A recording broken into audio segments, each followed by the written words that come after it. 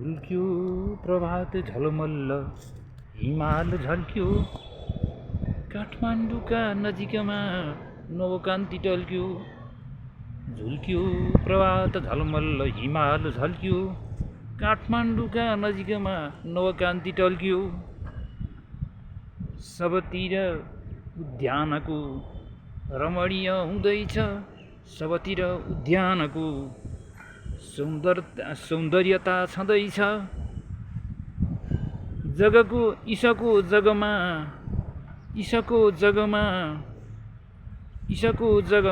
प्रार्थना हुँदैछ ईशको जगमा प्रार्थना हुँदैछ झुल्क्यो प्रभात झलमल्ल हिमाल झल्क्यो नेपालको राजधानीमा नवकान्ति टल्क्यो।